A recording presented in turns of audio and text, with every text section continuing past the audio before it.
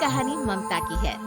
बचपन से ही घर में ये एहसास दिलाकर पाला गया कि औरतों को बोलने का हक नहीं है। अरे ममता, जरा जल्दी जल्दी हाथ चलाओ। रोज ऑफिस में देर पहुंचता हूँ तुम्हारे कारण। लेकिन आपका सारा खाना पैक और तैयार भी है।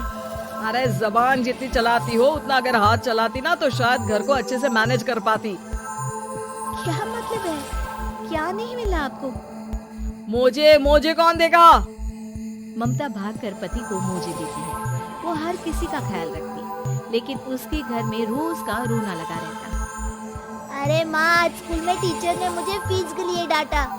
माँ, मुझे अच्छा नहीं लगता कि स्कूल में फीस के पैसों के लिए मुझे कोई भी बात सुनाए। अरे पर बेटा, ये तो पापा करते हैं ना, सारा ऑनलाइन। मुझे तो इसकी जानकारी भी नहीं है। हाँ, बना लो बच्चों के सामने मुझे बुरा। अरे करता तो मैं ही हूँ, माना, लेकिन मुझे कोई सपना थोड़ी ना आएगा कि बच्चों की फीस जमा करनी है। अरे बताओगी तो तुम ही ना। ममता की अब ये आदत में शुमार हो चुका था। वो हमेशा हर बात के लिए खुद को ही दोषी मानती। एक दिन वो पड़ोस की दोस्त से कहती है, समझ नहीं आता यार, मैं इतनी डम कैसे हो सकती हूँ। बात तो सही भी है ना। अब पति बेचारा नौकरी करे, पैसे कमाए, या फिर ये देखे कि बच्चों की फीस का वक्त है। क्या करूँ यार। पता नहीं, मेरे पति तो सारा काम खुद ही करते हैं। वो तो कहते हैं कि तुम थक जाती होगी, सारा दिन घर बाहर बच्चे। तो अच्छा, ऐसे भी पति होते हैं क्या? अरे क्या बात कर रही है? भाई साहब कभी तुझे किसी बात के लिए सुनाते नहीं? किसने कहा नहीं सुनाते? अरे ये पति चीज ही ऐसी होती है कि बिना पत्नी को सुनाए उन्हें चैन की नींद कहाँ आती है। तो तू भी परेशान रहती होगी कि कैसे, क्या, कब भूल गई। अरे वो तो मुझे बस इस बात के लिए ताना देते हैं कि मैं वक्त पर खाना क्यों नहीं खाती, या पार्लर जाकर अपनी साज सज्जा क्यों नहीं करवाती। पड़ोसन बोल ही रही होती है कि ममता के बेटे की आवाज आती है। अरे माँ, क्या हो गया? लग नहीं रहा कि आज आप मुझे पानी भी देगी। अरे कब से खाने के लिए वेट कर रहा हूँ। अरे यार, मैं चलती हूँ, बेटा खाने के लिए वेट कर रहा है, मैंने उसे खाना भी नहीं दिया। अरे 12वीं में पहुँच चुका है तुम्हारा बेटा, उसे बोलो खुद पानी लिया करे। मैंने तो अपने बच्चों को काम करना सिखाया है। अरे यार, खुद की भी तो कोई लाइफ है। माना जब नहीं कर सकते थे तो किया, लेकिन अब इतने बड़े बच्चों की हर बात मानेंगे तो मुश्किल तो अपने को ही होगी। ममता को पड़ोसन की बात में दम तो लगता है, लेकिन करे क्या, आदत भी तो खुद ही ने डाली थी। ममता घर जाती है कि तभी बेटी आ जाती है। माँ, परसों मुझे एक शादी में जाना है, तेरी वो जो लाल वाली साड़ी है ना, उसे दे देना, मैं आज जाकर टेलर को दे दूंगी, वो उस साड़ी से सूट बना देगा। अरे नहीं नहीं तारा, वो मेरी माँ ने मुझे दी थी और उस साड़ी से मेरी काफी भावनाएं जुड़ी हैं।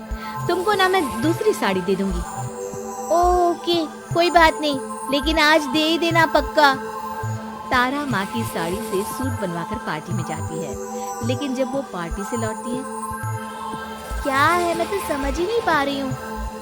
अरे जब वो साड़ी मांगी थी तो ये छल्ली से साड़ी क्यों दे दी? नहीं, पागल थी जो इस साड़ी का सूट बनवा लिया मैंने। माँ, जानती भी हो कि कॉलेज में मेरी कितनी हंसी उड़ी। तभी वहाँ ममता का पति सुनील आ जाता है।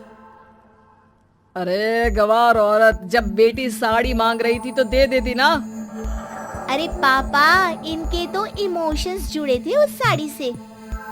ममता इतने सब के बाद भी कुछ नहीं बोलती। मेरी बेटी की बेइज्जती हो गई, मैं बिल्कुल बर्दाश्त नहीं कर सकता ये। मैं नहीं चाहता कि मेरी बेटी से कोई भी ज्यादा सुंदर लगे पूरे कॉलेज में। जी, वो पढ़ने में तारा बिल्कुल अच्छी नहीं है, उसकी पढ़ाई पर आप ध्यान दीजिए ना। अच्छा, अब तुम मुझे बताओगी कि मुझे किस पर ध्यान देना और किस पर नहीं। रमेश जैसा ही ये वाक्य पूरा करता है, ममता की बेटी और पति उस पर जोर जोर से हंसते हैं। अरे ठीक है ना, पता ही नहीं चला कि कैसे वक्त इतना बीत गया। अरे कैसे पता चलेगा माँ, हम लोगों के पीछे जो तू बैताल की तरह चिपकी रहती थी, तुझे कैसे वक्त का पता चलता। ममता को पहले सास ससुर, फिर पति और बच्चों की तरफ से इस तरीके की बातें सुनकर उसका मन बहुत दुखी रहता था। एक दिन, सुनो ना, बहुत दिनों से कमर के नीचे बहुत दर्द रहता है। कल मैंने देखा तो एक फोड़ा था। अरे ममता, एक बार अपने पति से बात करो, वो तुम्हारा फोड़ा डॉक्टर को दिखा देंगे। अरे नहीं नहीं, वो तो गुस्सा हो जाएंगे। अरे क्यों गुस्सा हो जाएंगे? तुमको दर्द है? हाँ, लेकिन वो यही बोलेंगे कि ऑफिस जाऊं या फिर तुम्हें लेकर डॉक्टर के पास। तो बेटे से ही बात कर ले। अरे वो तो मैं कर लूं, लेकिन फोड़ा है ऐसी जगह कि उसे बताते मुझे शर्म आएगी। लेकिन कुछ ना कुछ तो करना जरूरी है ना। ऐसे कब तक फोड़े के दर्द से तड़पती रहेगी? अब तो सोच रही हूँ कि इनसे बात कर ही लूं, वरना दर्द के मारे कहीं मर न जाऊं। लेकिन शाम को, ममता, क्या किया तुमने आज? खाने के डिब्बे में कैसा खाना दिया था? दाल खराब हो गई थी। कब की थी? दाल तो मैंने सुबह ही बनाई थी, खराब कैसे हो गई? अच्छा सुनिए ना, मुझे कहना है कि अरे गरम दाल बंद करोगी तो ऐसा ही होगा ना। बेइज्जती हो गई सबके सामने मेरी। ऑफिस वालों ने ऐसा मजाक उड़ाया कि क्या बोलूं। कल से ठीक से खाना देना है तो देना, वरना खाना देना बंद कर देना। बाहर खा लूंगा मैं। ममता जो पति से अपनी परेशानी बताने वाली थी, वो अब ये सोचने लगती है कि कल से पति को खाने में क्या दे। अगले दिन ममता थकी थकी सी हालत में, आप लोगों के लिए नाश्ता बना दिया है, खाना बनाने की हिम्मत नहीं है आज तो। रात भर सोकर थक गई है ना, इसीलिए तो खाना नहीं बना सकती। हिम्मत नहीं हो रही है, मैं बस सोने जा रही हूँ। बस मैडम को सोने का बोल दो, फिर देखो कैसे सोती रहती है। माँ, फिर वही पराठा सब्जी। अरे हमारे साथ के दोस्त एक से बढ़कर एक नाश्ता खाना लेकर आते हैं, आप तो बस। सभी घर से निकल जाते हैं, लेकिन जब शाम को बेटा घर आता है तो घर में अंधेरा रहता है।